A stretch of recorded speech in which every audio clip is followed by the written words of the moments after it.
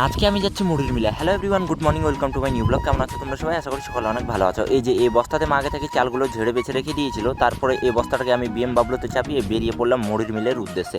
আজকে সঙ্গে কাউকে পাইনি, তাই দেবাকে নিয়ে নিয়েছি। ওই যে দেখো পিছনে বসে কেমন খি করে হাসছে। কিছুক্ষণ বিএম বাবলু চালানোর পরে আমরা ফাইনালি পৌঁছে গেলাম মুড়ির মিলে। মুড়ির মিলে এসেই দেখছি কোনো রকম ভিড়ভাড়টা ছিল না, অনেকটা খালি খালি ছিল। আর এইখানে না পুরো দেশি স্টাইলে মুড়ি ভাজা হয়, মানে আমরা যেরকম নর্মাল বাড়িতে মুড়ি ভাজি এরকমই এখানে নর্মালি মুড়িটা ভেজে দেয়। যারা গ্রামগঞ্জে থাকো আশা করি তারা এরকম হয়তো মুড়ির মিল দেখেছো। তো চলো আমি তোমাদেরকে একটু মুড়ির মেকিংটা দেখিয়ে দিই। মানে এখানে 4টে কড়াই থাকে। প্রথম কড়াইটাতে চাল আর নুন জল দিয়ে ওখানে একটু গরম করে নেয়, তারপরেটাতে আর একটু গরম হয়, তারপরে আরেকটু, মানে এরকমই 3টে কড়াই অদল বদল হওয়ার পরে যেটা ফাইনালি 4 নাম্বার কড়াইয়ে সেইটাতেই হয় মুড়ি ভাজাটা। আর এখানকার তাপমাত্রা না ভাই প্রচুর হাই ছিল। এই যে দেখো এখন আমাদের মুড়িগুলো ভাজছে, কত সুন্দর লাগছে দেখতে, তাই না? আমাদের মুড়ি ভাজা হয়ে যাওয়ার পরে আমি দেবাকে বিএম বাবলুর সামনে বসিয়ে নিলাম আর বিএম বাবলুর পিছনে মুড়ির বস্তাটা নিলাম। তারপরে আমরা চলে আসলাম বাড়ি। Thanks for watching. এইটাই ছিল আজকের ভিডিও। দেখা হচ্ছে তোমাদের সাথে পরের কোনো ভিডিওতে।